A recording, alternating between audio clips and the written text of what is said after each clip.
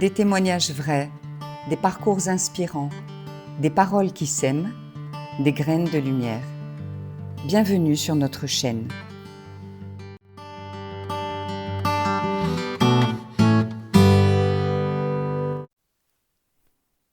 Aujourd'hui, direction la petite île grecque de Patmos, avec Agnès Sophia. En 2020, nous avions programmé un voyage à Patmos avec un petit groupe, enchanté de rencontrer Agnès, mais la Covid en avait décidé autrement.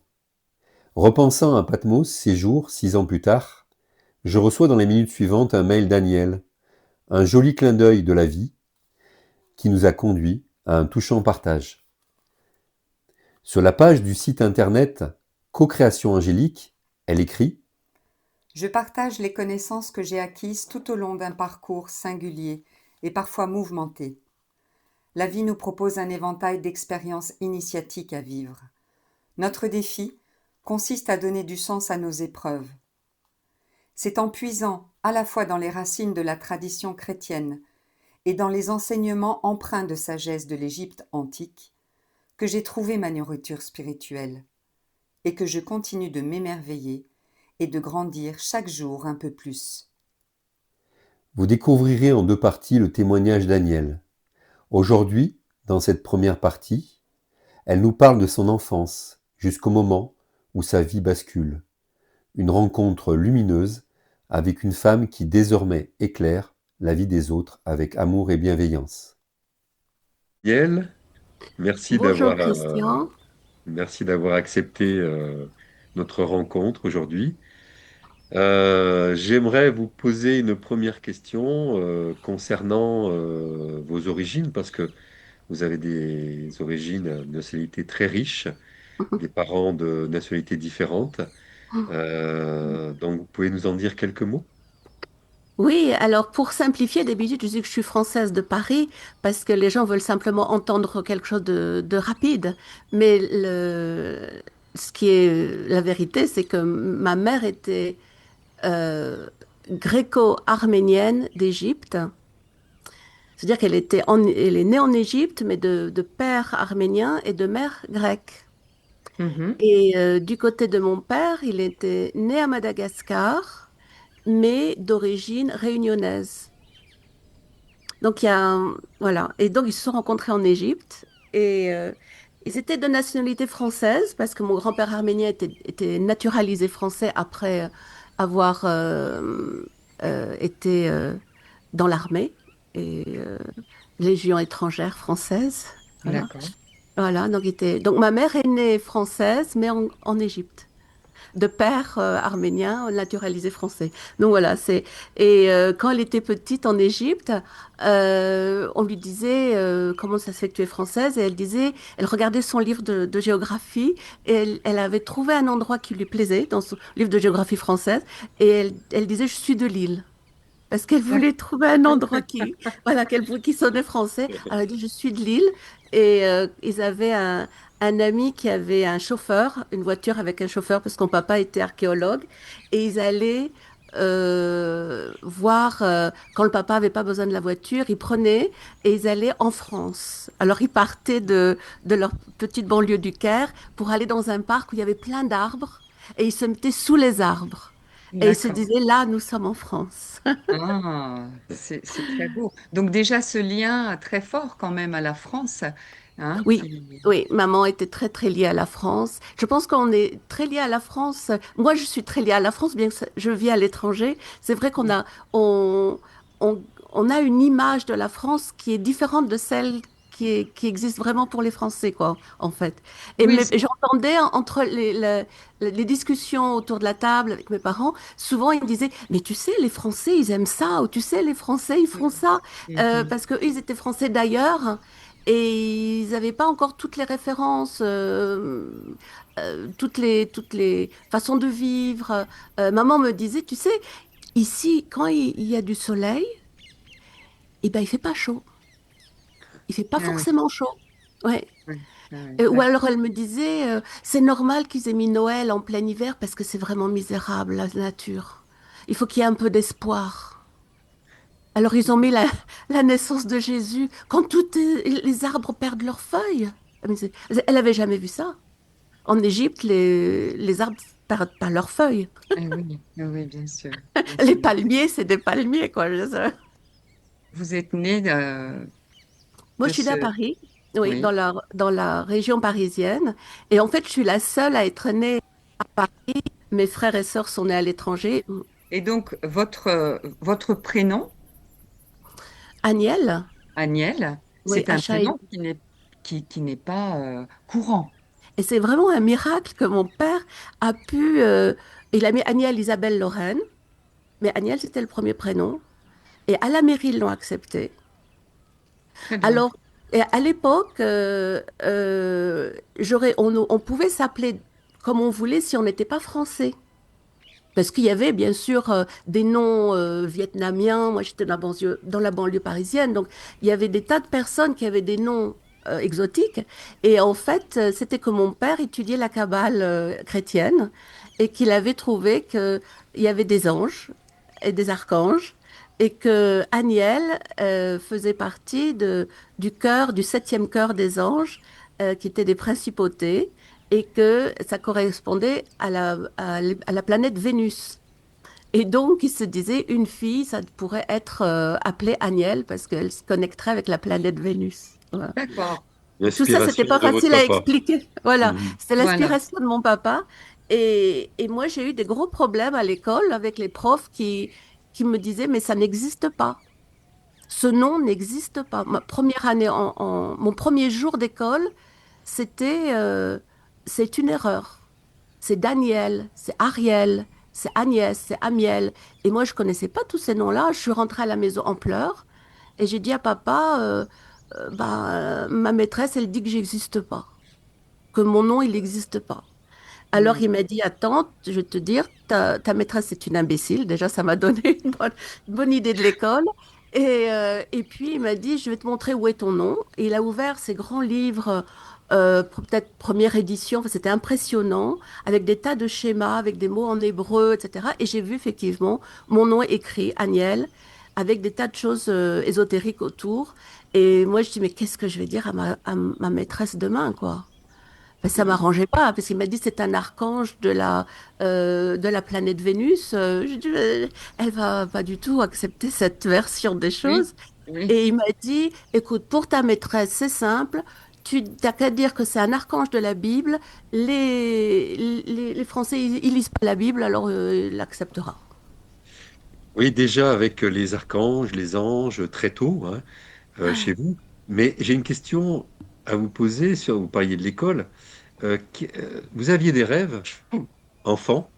Oui, Vous vous rappelez de ces rêves que vous aviez quand vous étiez à l'école, dans cette enfance si oui. particulière avec ces, ces voyages, ces cultures c'était Ces déjà origines ces différentes. origines différentes qui... C'est marrant que vous posiez cette question parce que ça a été le thème d'une petite dissertation qu'une maîtresse nous avait donnée à écrire. Écrivez votre rêve.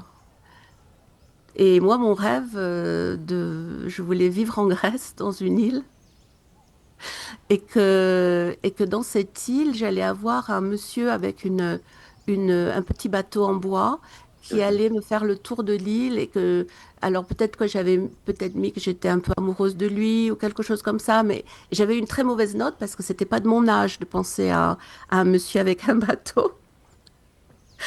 Et la D'accord. dame, Oui. oui, la maîtresse avait dit, mais moi, c'était pas ça mon plan, c'était pas de sortir avec un pêcheur, c'était de vivre dans une île grecque et d'être dans les éléments, Donc d'être dans la déjà, mer, d'être, oui. Et j'avais 8 ans, je pense Vous avez 8 7-8 ans. ans. C'est un Ouais, rêve réalisé puisque vous êtes sur Patmos mais oui, maintenant, depuis oui, quelques années. étonnant. Oui, ça fait 15 ans que j'ai vécu j'ai manifesté ce rêve de petite fille. Mhm. d'accord. C'était ancré en vous, donc déjà. Oui, c'est étonnant parce que c'était pas logique, hein. C'était pas du tout Oui. Oui. Et donc quelque chose. la Mm. petite Agnelle a grandi, elle fait un bout de chemin, et puis elle devient adolescente et une jeune femme. Où est-ce qu'elle Ouais. est, cette jeune Agnelle? Eh bien, à l'âge de 26 ans, j'ai postulé j'ai fait une compétition en fait. J'ai passé une compétition et c'était pour trouver un travail en Europe. Et moi, j'avais envie d'avoir une expérience à l'extérieur de la France. Et donc, ils m'ont trouvé un travail à Nottingham, en Angleterre, pour un an. Mhm. Et je devais travailler dans le marketing d'une grosse compagnie. Ça m'a intéressée parce que c'était une première expérience vraiment de travail euh, complètement insérée dans la société anglaise qui m'était complètement inconnue. Mais très vite, je me suis sentie appelée par l'université, en fait. Enseigner à l'université, ça m'intéressait vraiment. Et par un concours de circonstances, j'ai pu postuler à l'université de Nottingham et j'ai commencé à enseigner à temps partiel. Donc, enseigner le français des affaires, des choses comme ça. Et puis, petit à petit, j'ai commencé une carrière universitaire. Très bien. Donc, vous vous êtes installé là-bas en Angleterre. Mais oui, je pensais que c'était que pour un an. Et puis en fait, au bout de 15 jours, j'ai rencontré la personne qui est devenue mon mari. Mhm. Vous étiez Et on prof s'est vraiment... de français et d'histoire. Ouais. Oui, j'ai travaillé pour la faculté d'histoire. Et donc j'avais déjà vécu un moment où je pouvais utiliser mon expérience avec les historiens, en fait. Oui. Donc un mariage réussi, une activité Oui, professionnelle aussi en réussite. oui, Vous oui, étiez oui. bien installé. Oui, en Angleterre, j'étais très bien installée. J'ai eu que des bonnes expériences. Des gens très Mhm. bienveillants. Ils adoraient la France. Ils allaient très souvent. Enfin, tous les gens que je rencontrais avaient une idée de la France très positive, la gastronomie, la finesse, la style. Donc, tout le monde me disait, ah, tu es de Paris. Donc, c'était très positif. Oui. Et j'ai rencontré mon mari à l'église catholique. Et on s'est reconnus, quoi. C'était une évidence. Et d'ailleurs, les gens nous disaient, vous savez que vous allez vous marier, vous sentez que...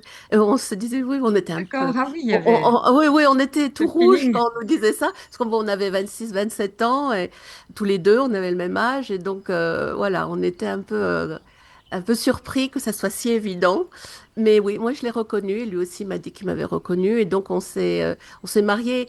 On aurait dû se marier très rapidement, mais mon père a décédé, et donc on s'est marié qu'à 28 ans. Mais bon, on a mis un petit peu plus de temps pour se marier, sinon on se serait marié presque immédiatement, en fait. Mhm. Ouais, Mhm. ouais, Oui, vous avez donc eu 20 ans de mariage.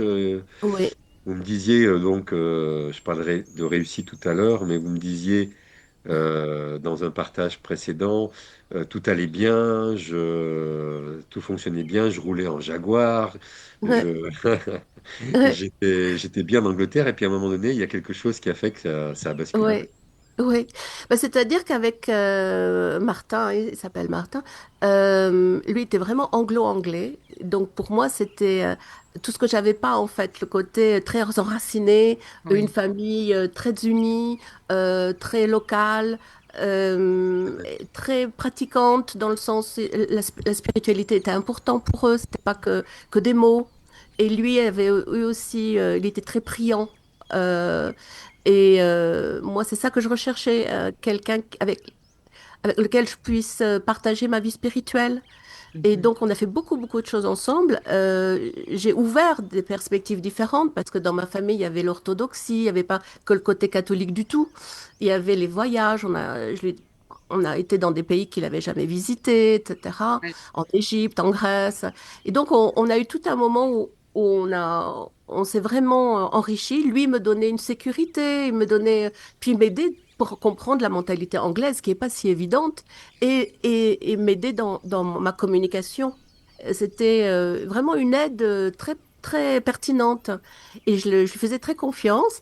Et puis, je pense qu'à un moment donné, il m'a dit qu'il voulait qu'on se sépare et moi, ça a été un choc complet parce que j'étais pas du tout, Préparé. ouais, j'étais pas du tout préparée à... Pour moi, j'étais mariée jusqu'à voilà, pour l'éternité.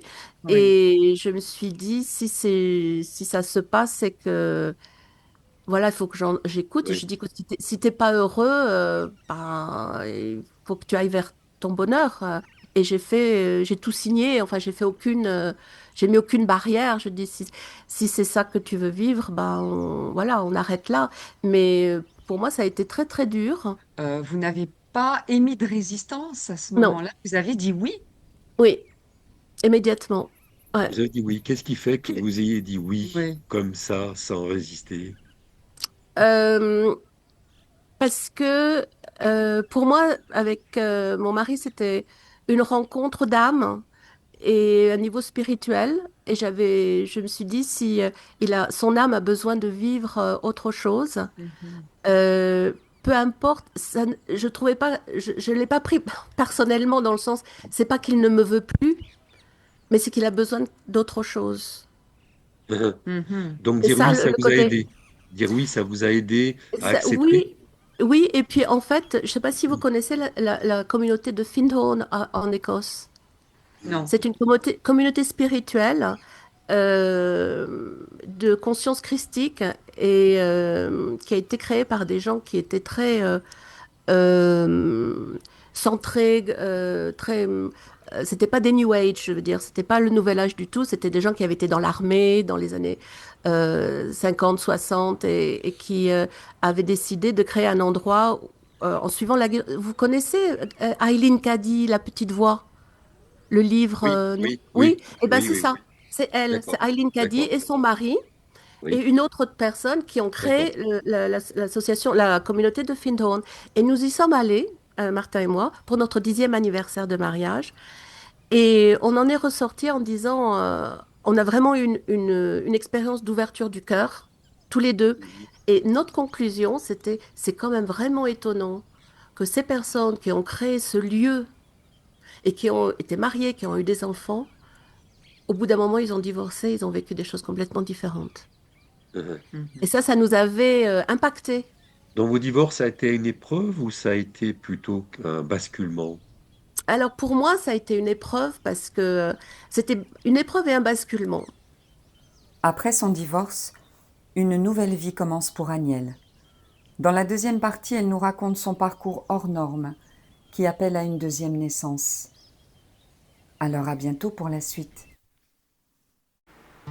Merci d'avoir partagé ce moment avec nous. Si ces paroles ont semé une graine de lumière dans votre cœur, abonnez-vous à la chaîne et rejoignez notre communauté. À très bientôt pour de nouvelles graines de lumière.